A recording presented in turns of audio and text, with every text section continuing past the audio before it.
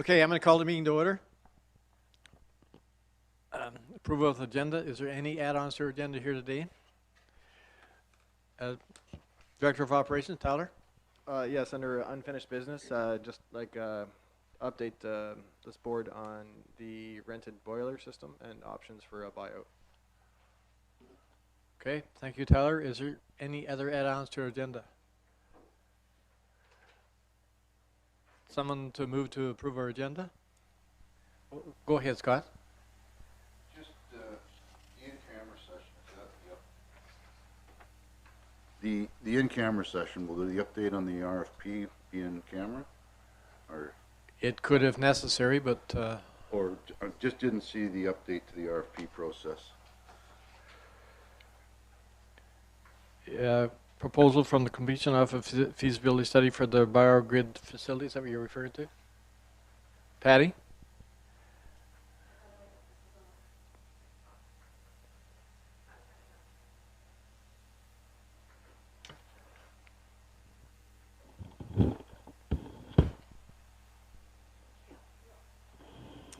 So the RFP is different than the feasibility study. We can have an update on that. I think the discussion in closed session was the email that the two mayors received. Yes. That we should have some discussion on some direction on that. Yes. So could we add an update on RFP that was coming forward at this meeting based on the minutes from the last meeting? There's no reason why we can't. No. So you want that added to the in-camera session? Has to be. Was it in camera before? I don't think it is. It wasn't in camera previously. Okay, we'll put it under new business. Perfect. Okay.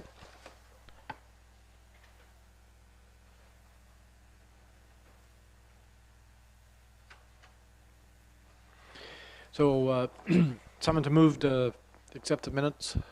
Moved by Deputy Mayor Carlson, second by Mayor Mackey. All in favor? It's carried. Declaration of pecuniary interest. You can clear any time you see fit during the meeting. I have a recommendation here that the joint board adopt the minutes of the meeting held on June 5th, 2020. Someone to move, put it on the floor, please. Moved by Deputy Mayor Gamble. Second by Mayor Mackey. All in favor? Carried. If it's okay with the board, instead of being so formal, I would like to refer to you as your first name, if that's acceptable. Thank you. Moving on to our agenda, presentations none, delegations none, correspondence. Our first set of correspondence is from Aqua Canadian Water Services Incorporated, GSVSS Engineering Consulting Monthly Reports. I have a recommendation here that the George Bluffs Chapter Joint Board receive the May, June, and July 2020 monthly reports from Aqua Canadian Water Services Incorporated, GSS Engineering Consulting Limited for information purposes. Someone to move, put it on the floor, please. Moved by Deputy Mayor Carlson. Moved by Sue, second by Brian. Not following my own instructions. Excuse me. Tyler, do you want to speak to these reports? Yes. So unfortunately, Troy wasn't able to make it today. He's got a couple loads coming this morning. He'd be more up-tuned to answer questions on it, but I feel like I've pulled out the important notes in the unfinished business and the other sections coming up here.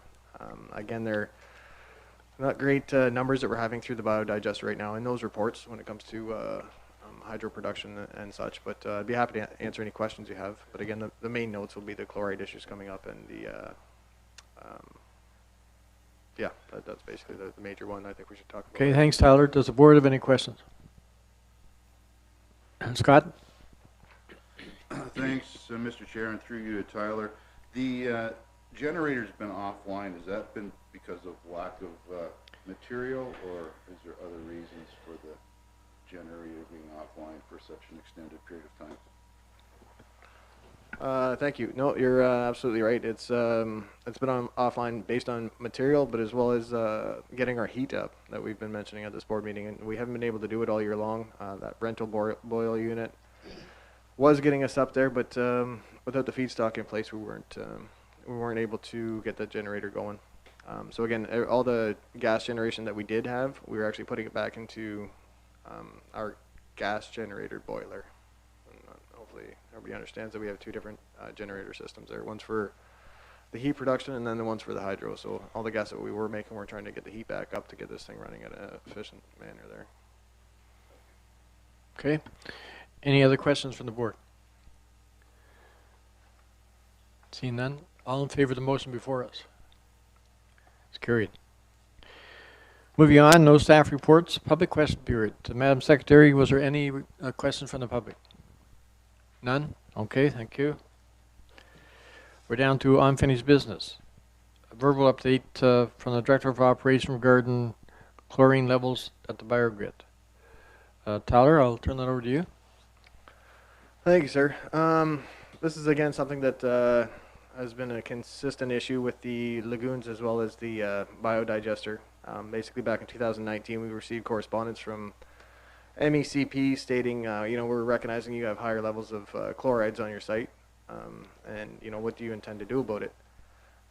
So what we've done in 2019 and 2020 is increased monitoring on our existing wells to encompass chloride. In other words, we started testing all of our existing wells for chloride. Those numbers continually kept growing.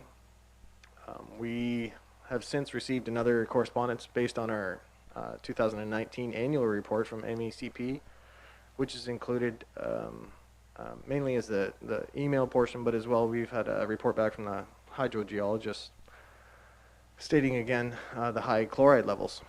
So GSS and staff have worked forward and installed 2 more piezometers. And the purpose of that, again, is to try and figure out where these chlorides are coming from. Just I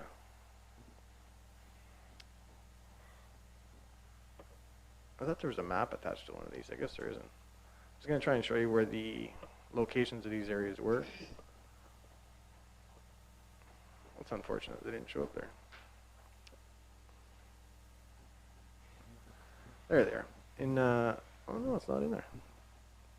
There it is. So if you look at the correspondence at the, or sorry, rather the attachment of 10.1.2 GSS Engineering, they've installed 2 more piezometers. So again, I realize nobody has this map in front of them, so it's going to be hard to explain. But basically, we're trying to intercept the road system and separate it from what we put into the lagoons.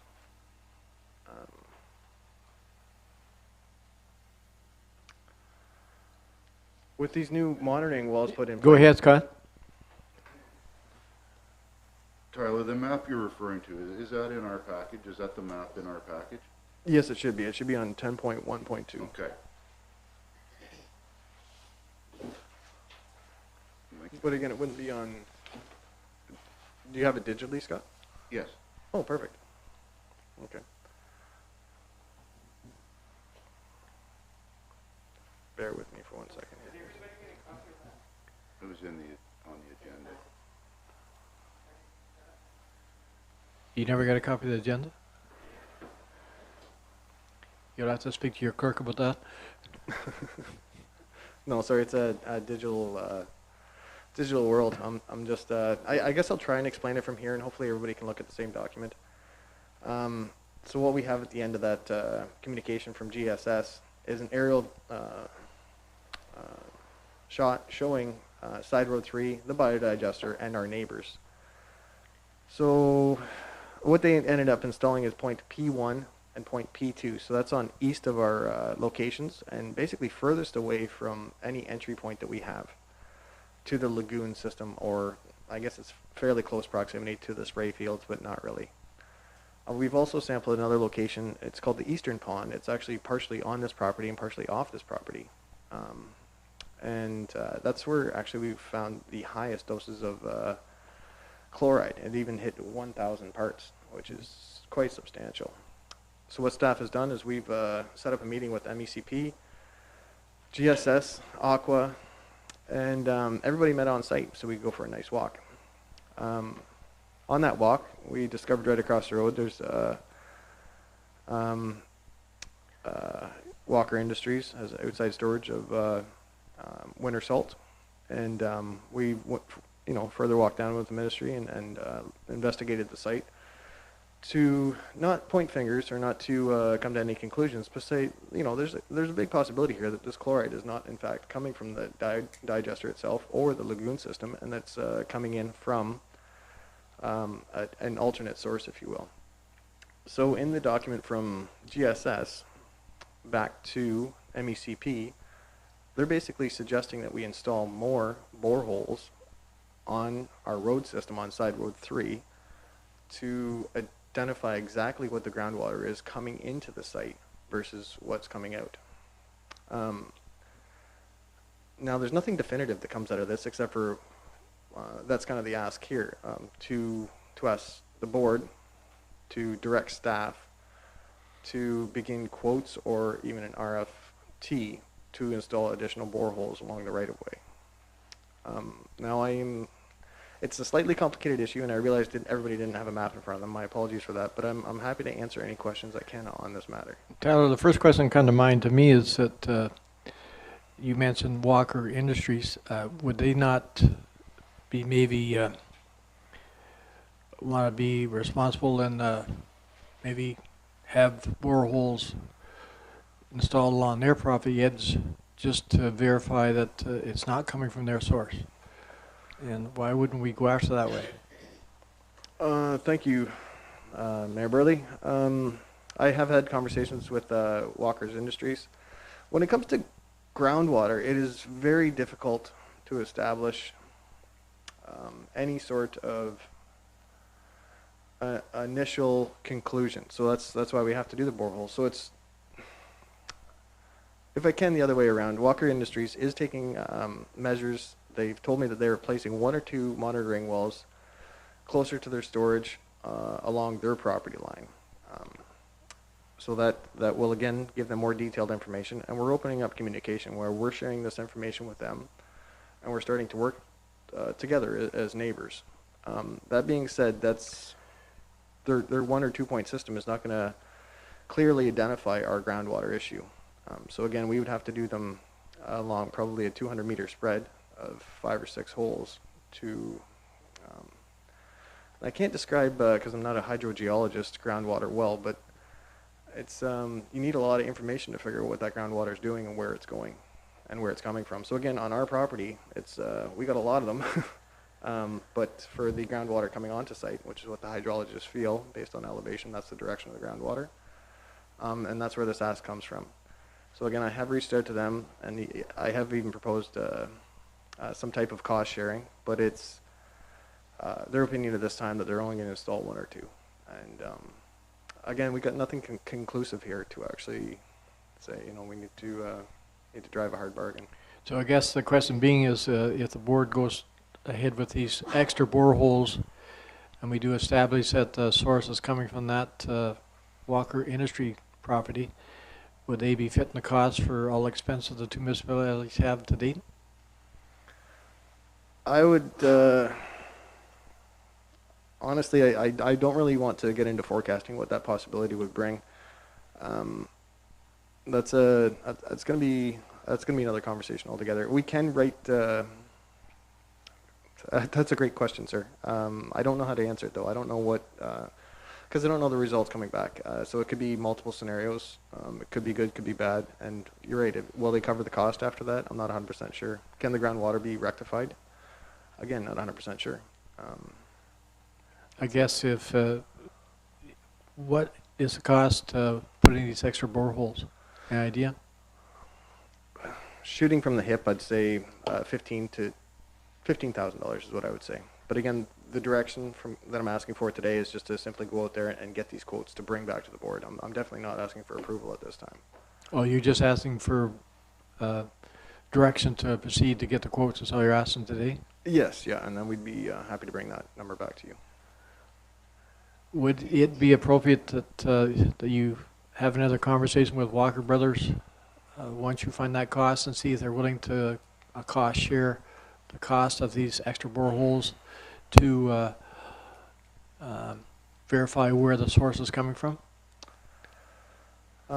Yes, sir, I will definitely have those conversations. But again, I'm doing my best at being very political here and saying that we have nothing definitive, and there's no pointing of fingers going on even at this time. We have information right now that says we don't know where this chloride is coming from, and we have to be very careful that we're not tarnishing anybody's names or our valued neighbors. So I agree, we will enter those negotiations, but just to make this very clear that there is no evidence, and this is the starting stages that we will be looking into it. But that's No, I agree, and that was not the intent of my suggestions. Okay. To in any way lay blame on anybody, just to find out what would be the source.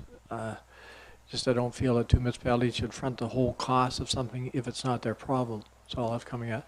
Before we go to Brian, one last question. On our site, there was only really one source where contaminants might have come from, and that was from the product that we were bringing from the Shell Lake water system. Sorry to convolute that once again. There's actually 3 or 4 high sources of chlorides that were coming to site. Yes, the Shell Lake backwash from from our water treatment plant is definitely one of them. The other ones were off of Sunset Strip, basically the higher retail stores, greases and fats and stuff like that coming. Have you redirected those sources away from the BioGRID right now, or are they still coming? So as per the MEC's letter to us, I have to stipulate that it's addressed to the Township of Georgian Bluffs when it comes to the backwash from our Shell Lake water treatment plant. So we have to respond to them by September 15th saying this is our plan of action. This is how we're going to divert our material from the lagoon system. So we can discuss that here if you'd like, but it's definitely a Township of Georgian Bluffs issue because it is a byproduct of our water treatment plant. So yes, we have processes in place right now, and we're getting ready for our submission to them back. Saying so, long story short, it can't go there anymore for the Shell Lake backwash. Okay, that's one good thing. Brian, go ahead.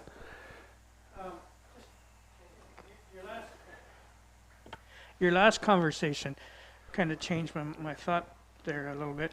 But have you checked with surrounding water wells? Like, is there a high number in the wells around there?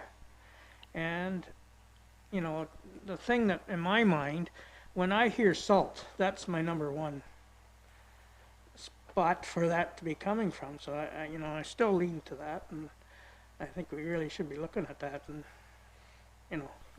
quit fooling around with it. Thank you. Thanks, Brian. Any comment, Tyler? Yeah, thank you very much, Brian. That was an excellent question.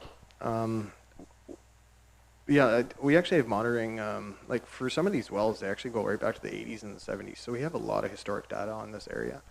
And it clearly indicates that it's been spiking in the last decade, if you will. So even going back to the surrounding wells or whatever, I'm not sure. I imagine you mean the existing water wells, like in the neighboring properties or something. I think we got the historic data that actually proves that it's not necessarily existing. If that was the case that you were trying to go for there. Tyler, I guess the other thing I wanted to say is you identified 3 sources where it may come from that's causing a problem at the bio, and one was water treatment plant, which you indicated that we're going to divert that so it doesn't go there anymore. So there was 2 other sources on the Sunset Strip. Would it not be prudent for you to go to those sources and say you have to find an alternate place to put that product so it doesn't go to the bio? Thank you, Mayor Burley. Again, great question, and definitely not off the table. We can definitely do that.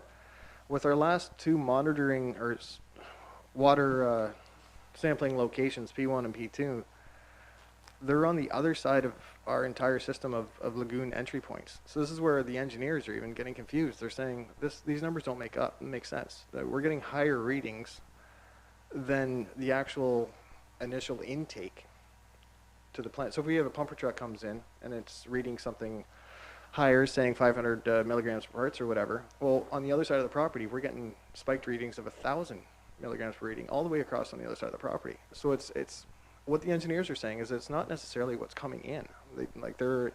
And that's what their request of more boreholes is saying. We can't figure out where this chloride's actually coming from because it doesn't make sense. It's not going into our lagoon system at that high dosage. So how could it be that on the other side of the property? So with us up in our air, we're saying, well, let's look at perimeters first, and then start working backwards at reducing the amount of chlorides coming to site. Again, totally not off the table. I think we can still look at that, but again, without being able to identify where these high dosages are coming from, it could be for naught. I don't want to put the words in GS's mouth, but I could paraphrase and say that they don't consider those to be a substantial contribution to this issue. So Tyler, just not knowing that much about it, this chloride, so what do you call it, chloride? Chloride. The chloride that's coming from Sunset Strip, is there a certain amount of this product you can have in a BioGRID without causing any problem?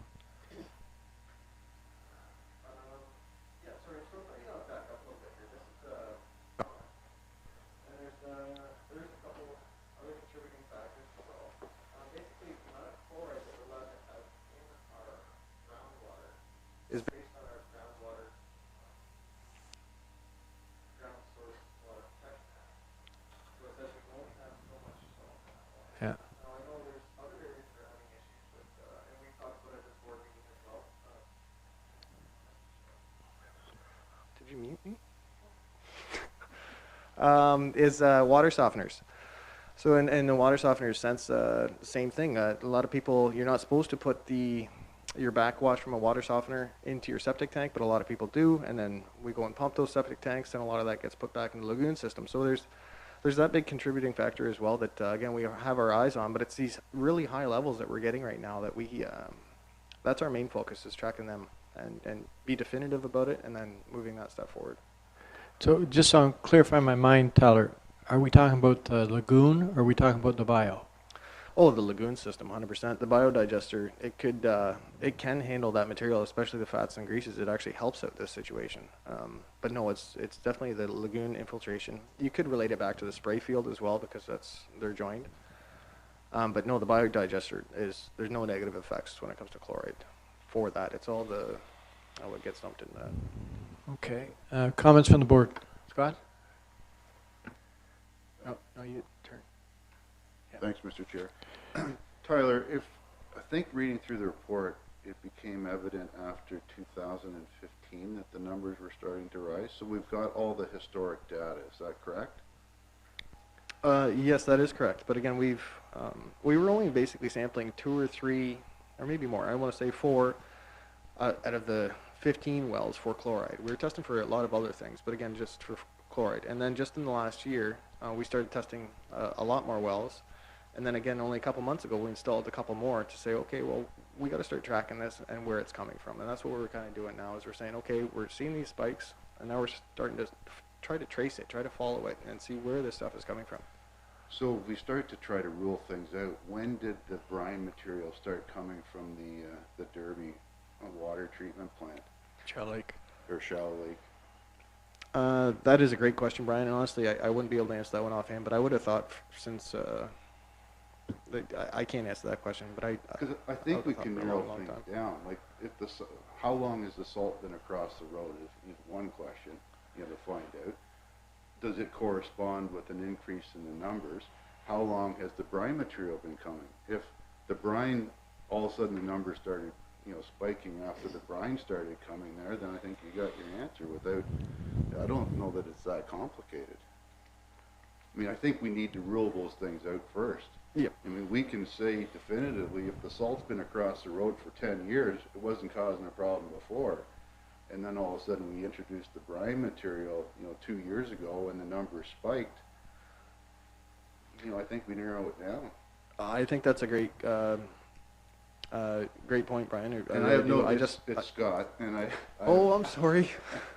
Sorry. I mean, about that, I certainly Brian, don't have Scott. any science background, but, we were told before that this was likely brine material from Shallow Lake, and now it may not be. But the timing of, I think if we narrow down the timing, we should be able to figure some of this out. Yes, 100%. And I'm just uncertain of when we started to bring that brine mixture over from Shallow Lake. My initial assumption is that it's been going there for quite some time.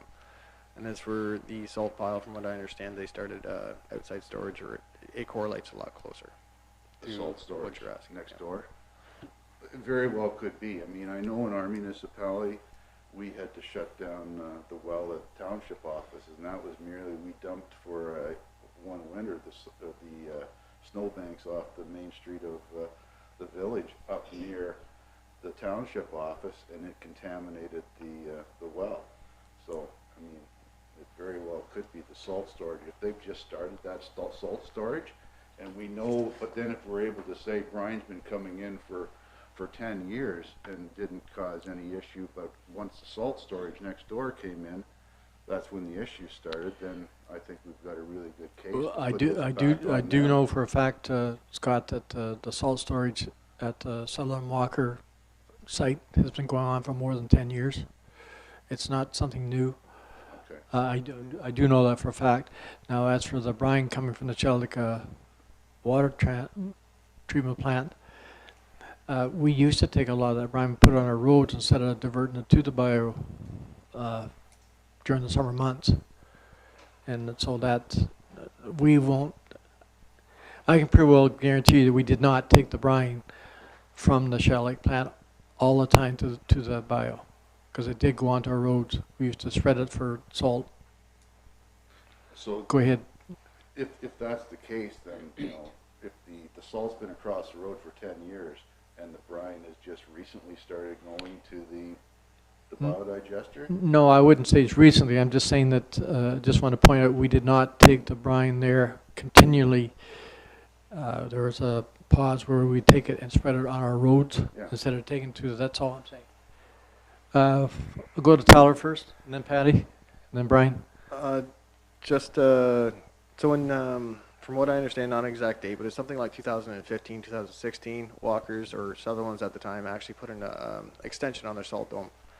On that, they had a tent covering, and they had a tent covering failure, and I don't think they've ever put that tent cover back on again. So again, they have done an expansion in that time period. Our mayor is absolutely correct. We still, to this day, only bring the brine mixture there in the winter months. So it's about a 4-month period. So during the summer months, we don't bring anything. It's actually applied on our road system as a dust suppressant. And those are just minor details I wanted to add there. Yeah. Go ahead, Patty. Thank you. Just a couple of comments, just listening to the conversation. I think it's probably premature to say, to try and narrow it down whether it came from the Derby plant or whether it came from a salt pile. Part of the consideration is, if that salt pile has been there for a number of years, you have to look at things like time of travel. So, it may take a few years before we see any impact, which I suspect might be happening. I wonder, though, it probably makes sense to move forward with the additional testing. Once we get those results back, then the board can have conversation with regard to cost recovery if there's any potential for that. Okay, that makes perfect sense, Patty. Thank you for that.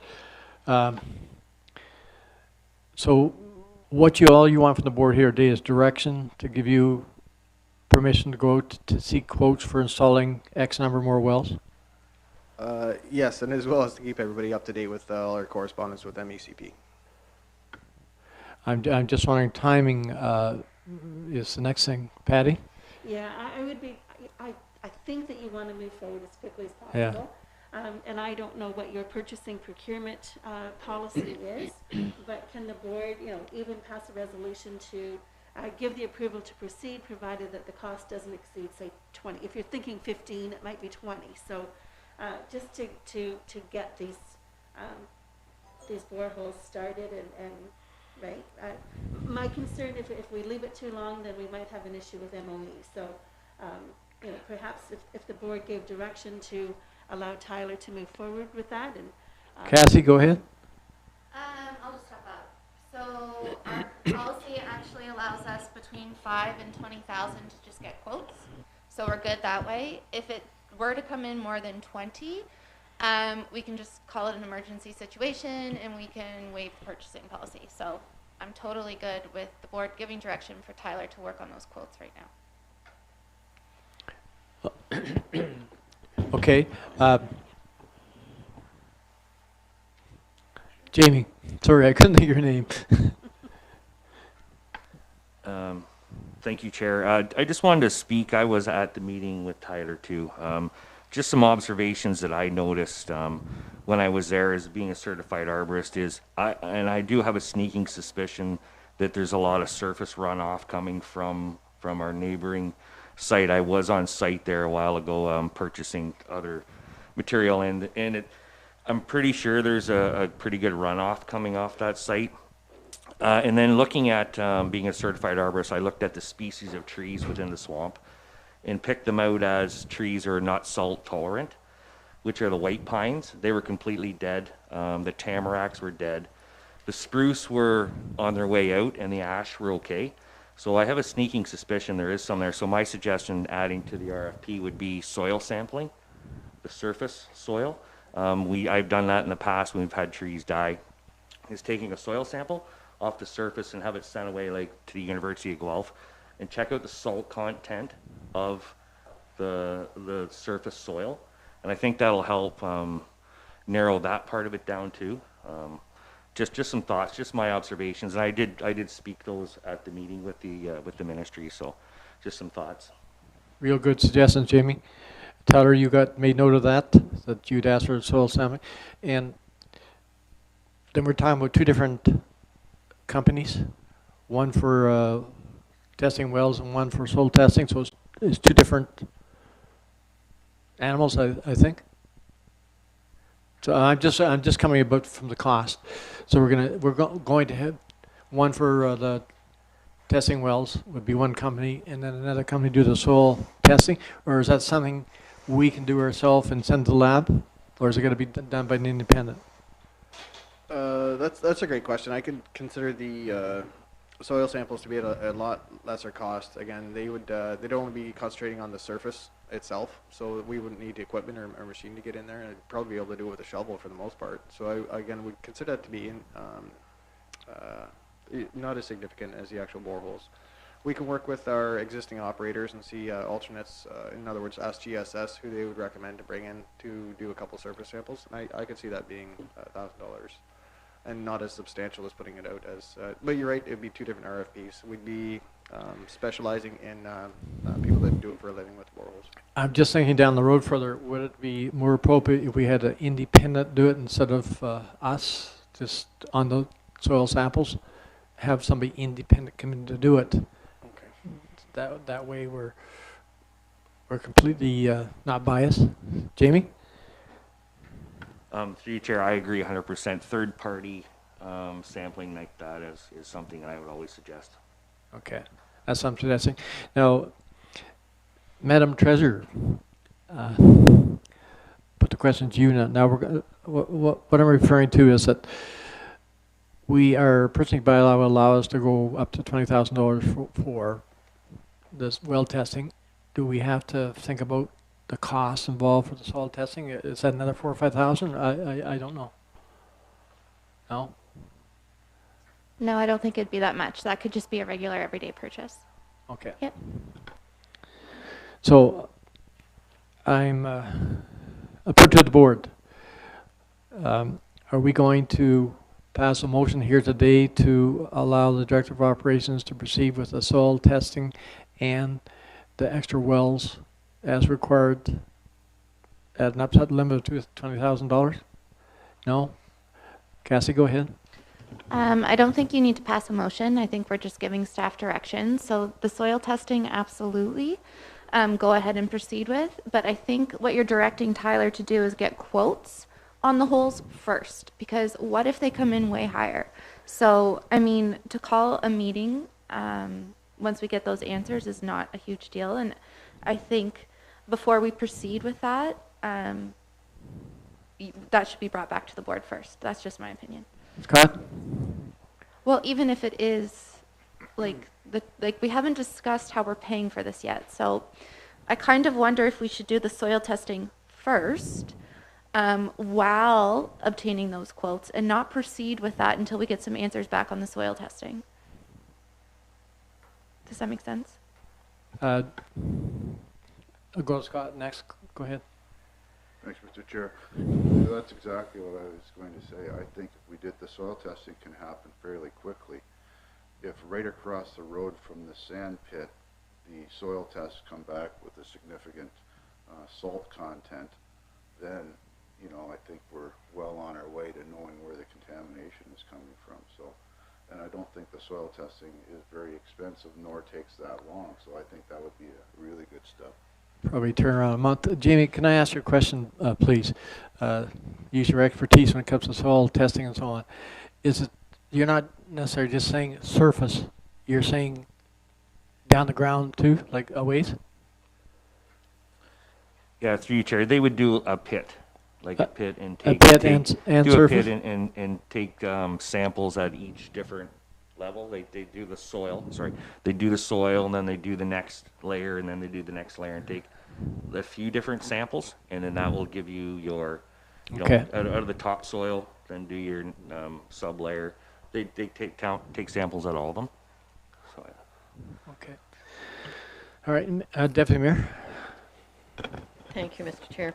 I just did a quick search on University of Guelph for soil testing, and there's quite detailed information on there, how to go about doing the soil testing and submit it and everything.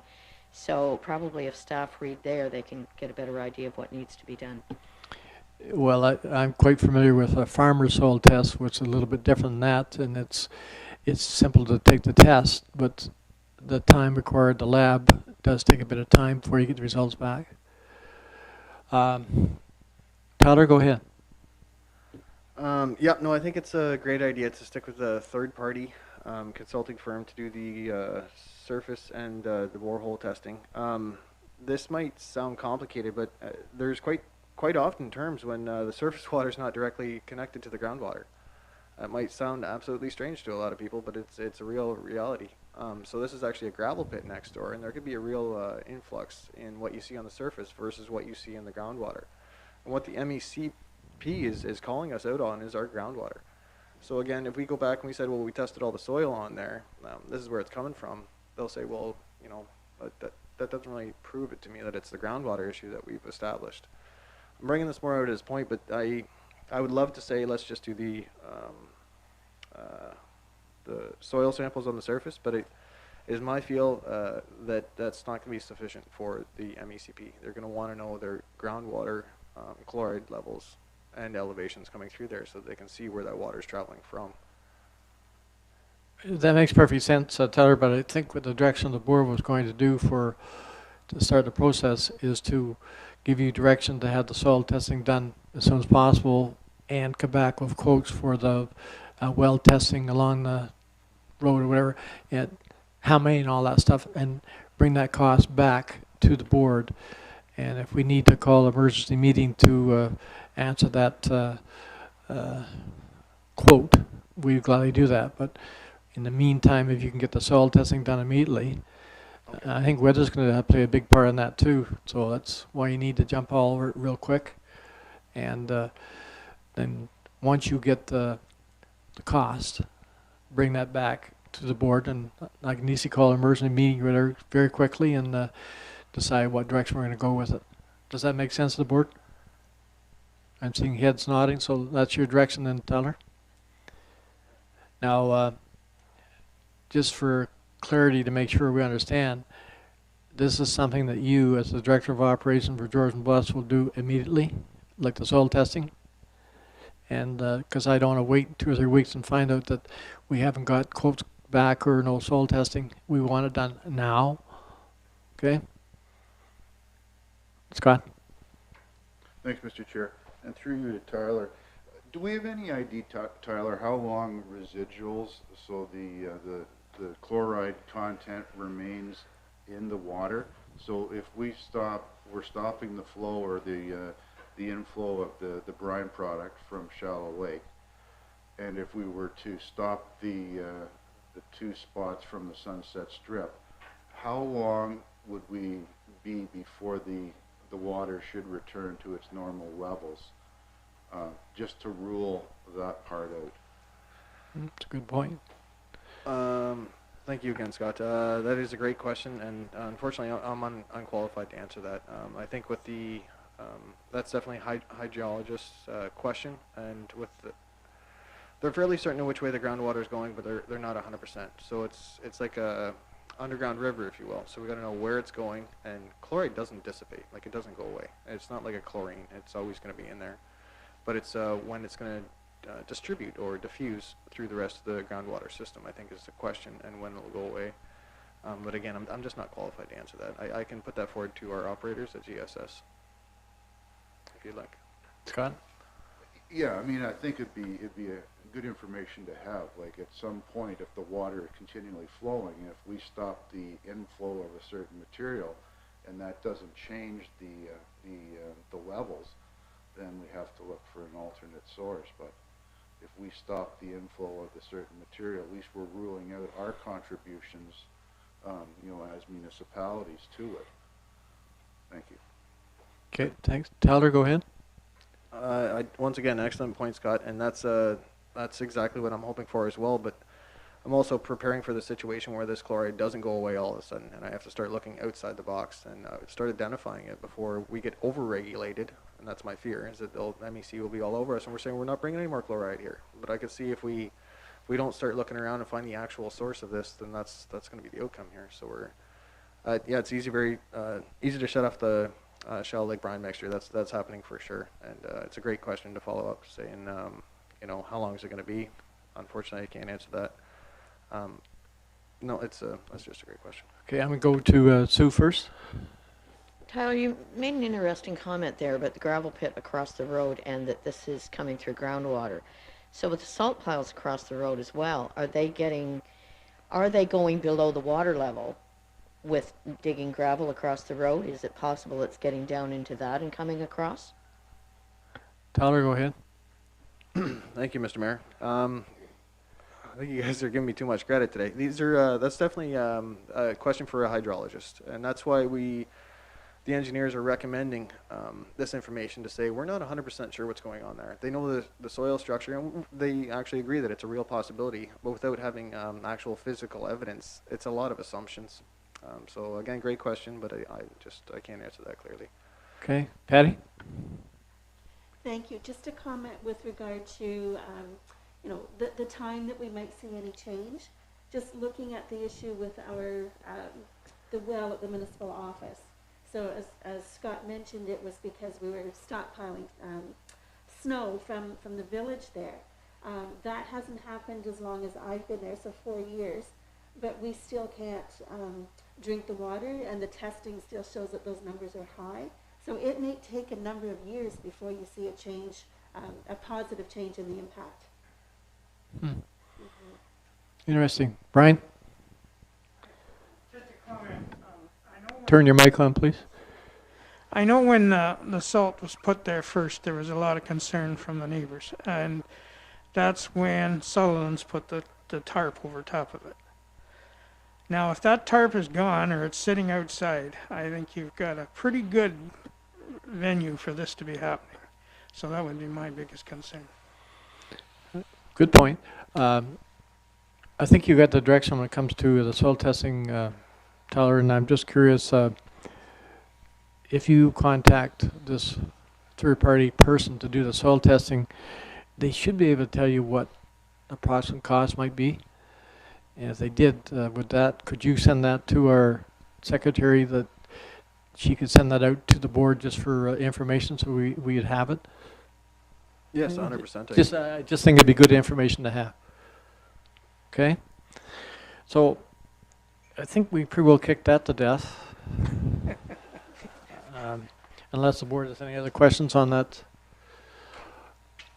Seeing none.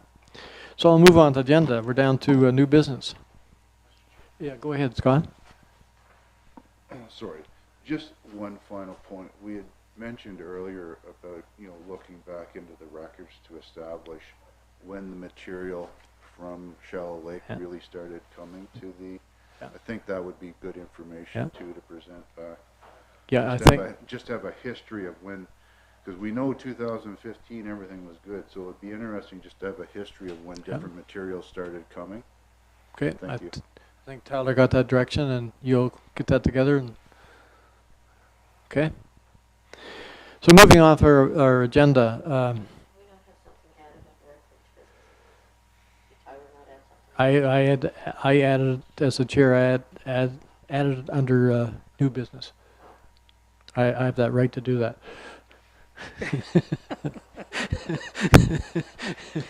You got a trump here.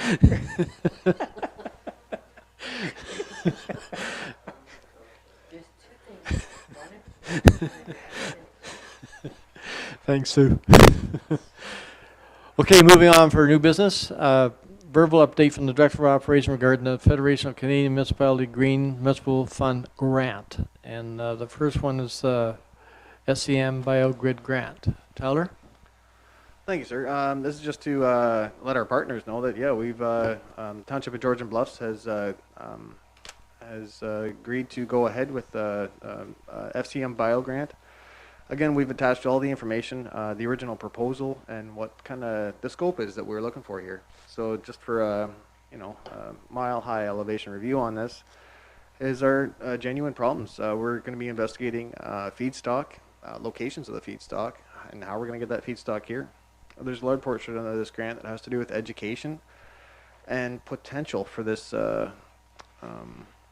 biodigester in general. So again, it's going to be a lot of great information, and we just wanted to let our partners know that it's under the works, and let us know if you guys have any questions or concerns about it. We shouldn't have any impact. We won't be changing anything at the plant. If we do ever consider anything like that, of course, we'll be bringing that forward to this board meeting. So that's mainly for information for the board? Correct.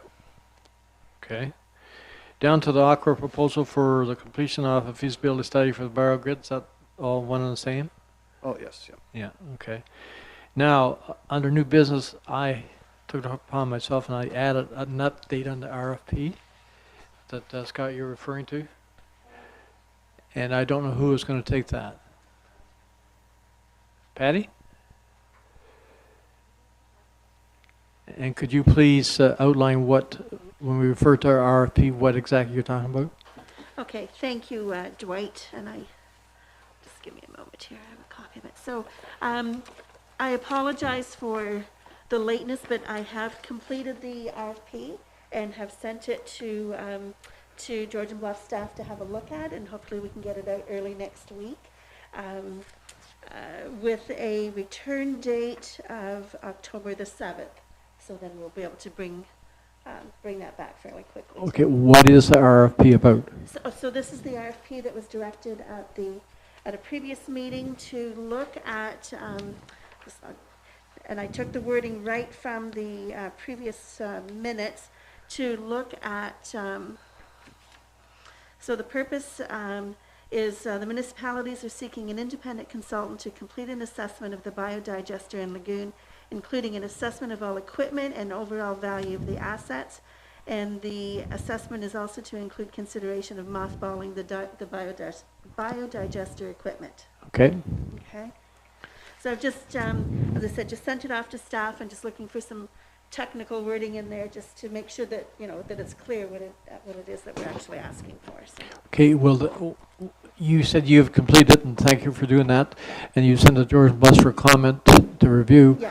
Once that comment review is done, if you both agree, do you move forward with the, yeah, okay. Yes, I believe that was the direction from the board. Okay.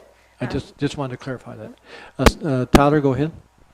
Thank you, sir. Just again, so we received it last week. I thought you did a great job, Petty. But again, I'm just taking a little extra time on this one to ensure that we're not doubling everything up with the FCM grant that we have in place. Again, we don't want to pay for it twice, and there is a lot of similarities to these. So I'm just making sure that in our outline with the mothballing, when it comes to cost and existing features, I want to make sure that we're not already paying for that twice. So it's apologies there, but we got a good plan ahead of us here.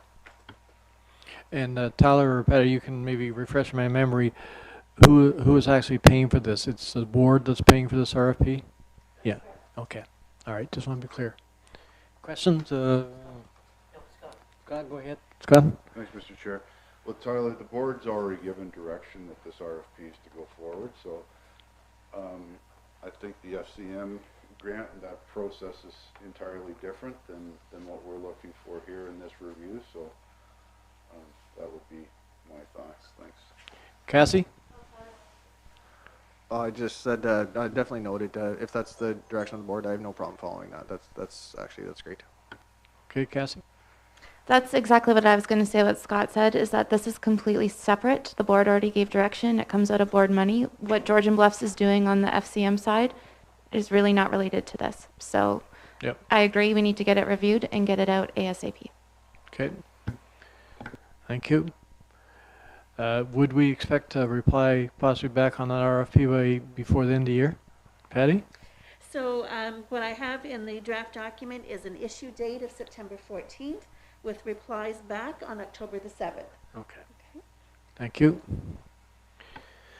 Okay, seeing none. I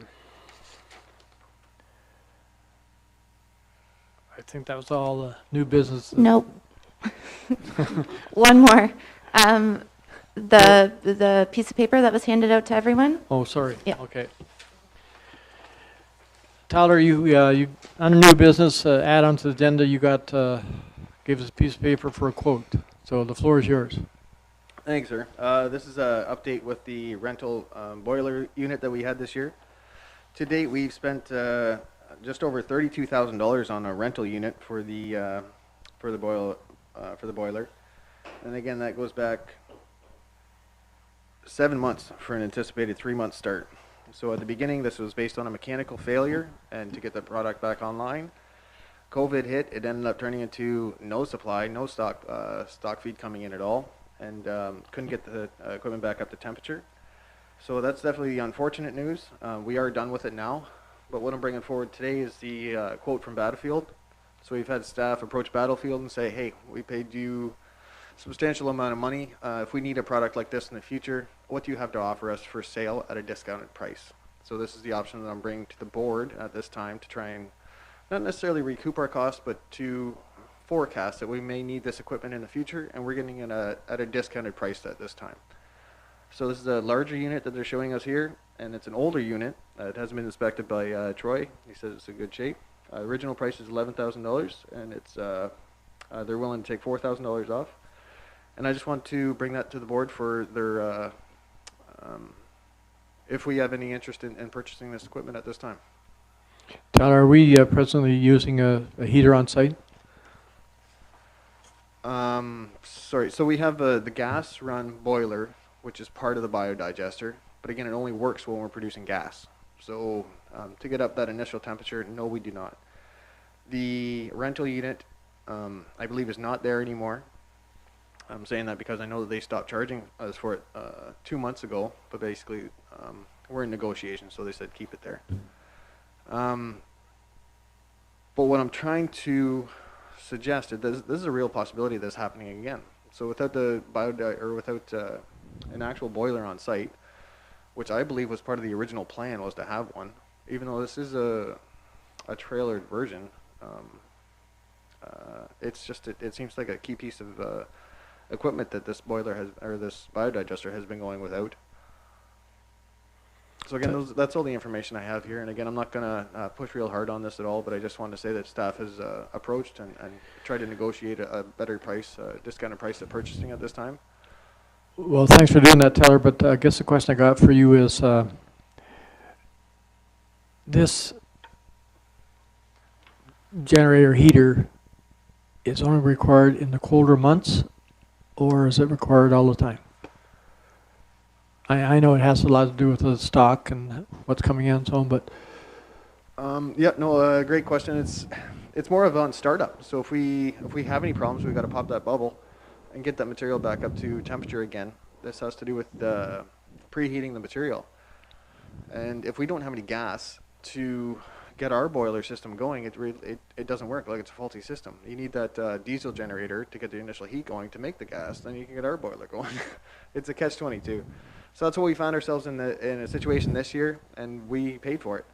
Now we're looking at an older unit, a bigger unit, but at a discounted price. And again, trying not to use the word recouping costs, but trying to get the best deal we can possible in case we fall into this situation again. Okay, I understand, because I remember signing $4,000 and $5,000 checks for a heater at the BioGRID. I remember doing that quite often, and just every time you do it, you shake your head. So what you're saying is pay me now or pay me later? As Director of Operations, I highly recommend this purchase at this time. Again,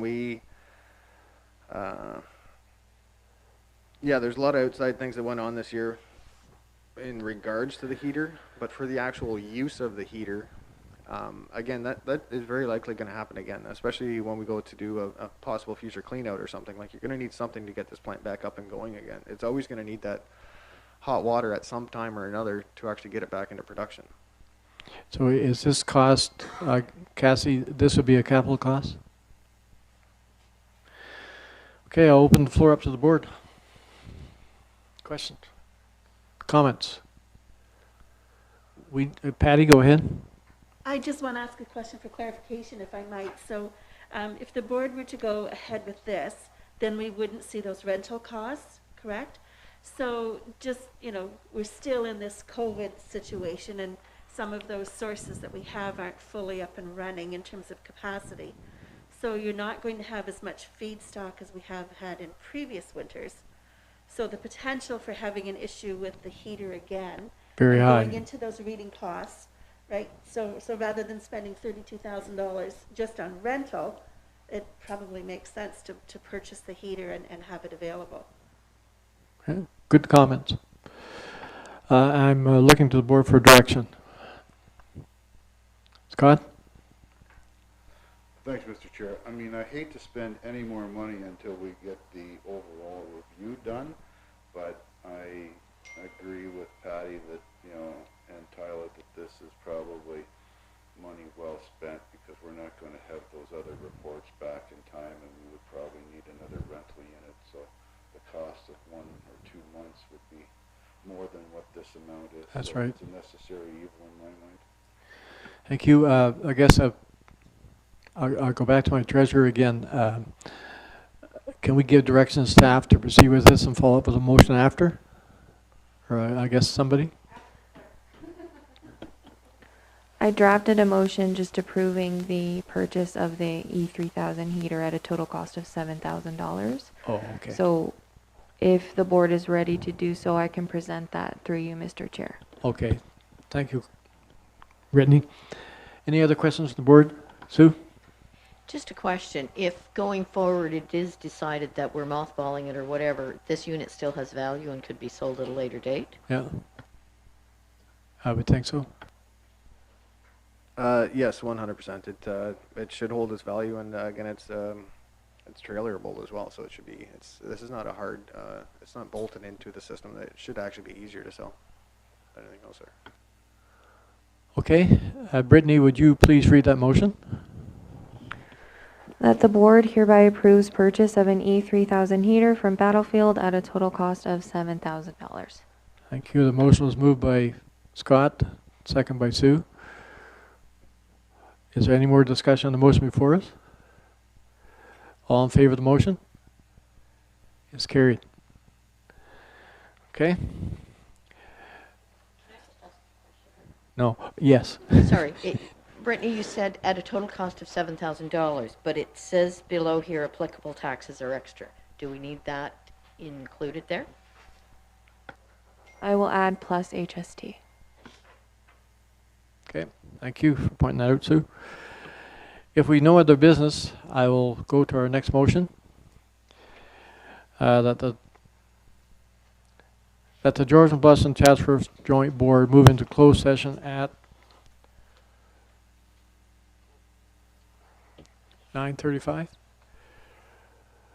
with interim CEO, Georgian Bluffs CAO, Clerk, Chatsworth, utility coordinator, which he's not here, but the utility coordinator, Georgian Bluffs Director of Operations, Georgian Bluffs, and acting clerk, Georgian Bluffs recording secretary remain in the room to discuss a proposed pending acquisition of disposition of lands by the municipality.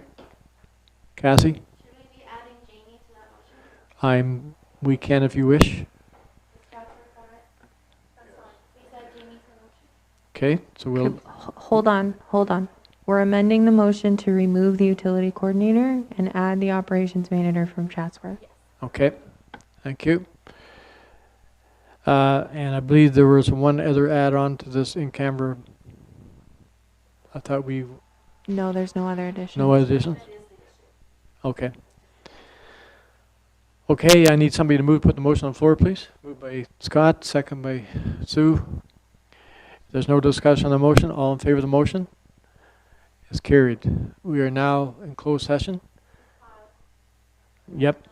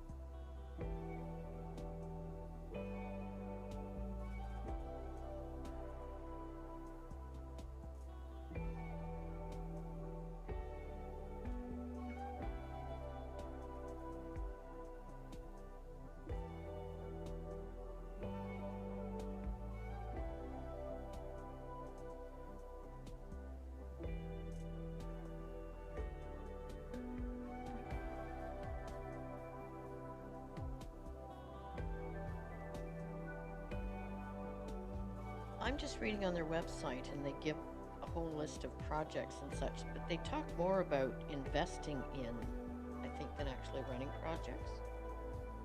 So I'm not, but it would be worth getting information from them as to what are they offering us. I think that's worthwhile getting that.